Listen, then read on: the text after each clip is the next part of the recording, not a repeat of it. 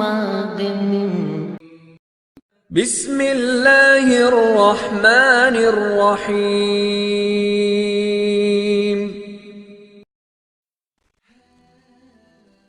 جناب رسول مقبول علیہ الصلاۃ والسلام کے پیارے اور پاکیزہ شمائل یعنی کہ خوبیاں اور آپ کی عادتوں کا بیان، اس سلسلے کے حصہ دوم یا دوسری ویڈیو کے ساتھ حاضر خدمت ہوں۔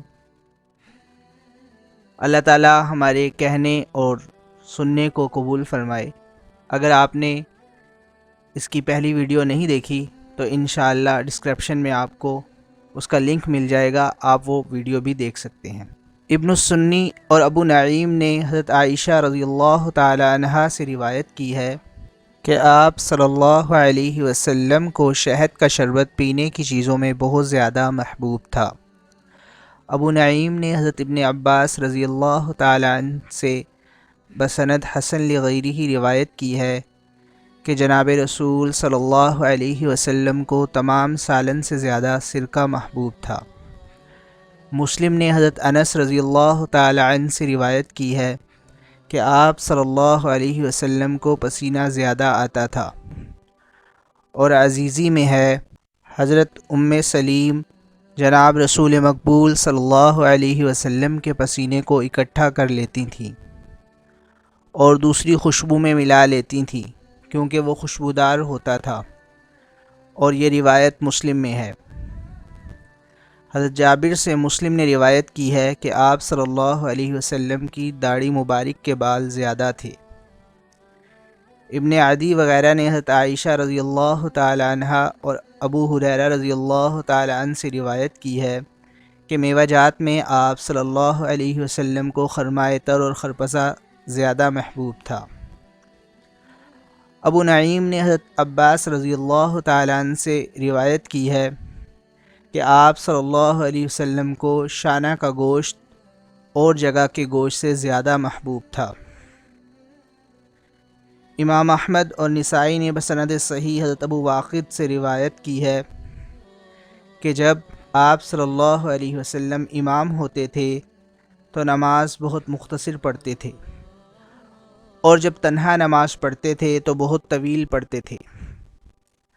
آپ صلی اللہ علیہ وسلم مقتدیوں کے ساتھ اس لیے مختصر نماز پڑھتے تھے کہ ان کو تکلیف نہ ہو، اور تنہا اس لیے تطویل فرماتے تھے کہ نماز آپ صلی اللہ علیہ وسلم کی آنکھ کی ٹھنڈک تھی، اس میں آپ صلی اللہ علیہ وسلم کو چین ہوتا تھا، اور اس سے بڑھ کر کیا چین ہوگا کہ محبوب حقیقی کے سامنے آزانہ کھڑا ہو کر اس سے التجا کرے، اور اس اختصار اور تطویل کی مقدار اور حدیثوں میں بھی تفصیل وارد ہوئی ہے۔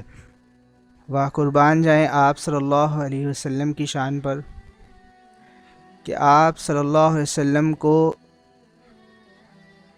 نماز میں بھی دوسروں کی تکلیف کا احساس تھا، کہ نماز اس لیے طویل نہیں کرتے تھے جب جماعت کے ساتھ پڑھاتے تھے کہ دوسروں کو تکلیف نہ ہو۔ اللہ تعالی ہمیں بھی اس پر عمل کرنے کی توفیق عطا فرمائے کہ ہم بھی کوئی ایسا عمل نہ کریں جس سے دوسروں کو تکلیف پہنچے۔ امام احمد اور ابو داؤد نے بسند حسن حضرت عبداللہ بن بصر سے روایت کی ہے کہ جناب مقبول صلی اللہ علیہ وسلم جب کسی کے دروازے پر تشریف لے جاتے تو دروازے کے سامنے نہ کھڑے ہوتے، بلکہ اس کے داہنے ستون کے سامنے کھڑے ہوتے یا بائیں ستون کے سامنے کھڑے ہوتے اور فرماتے السلام علیکم۔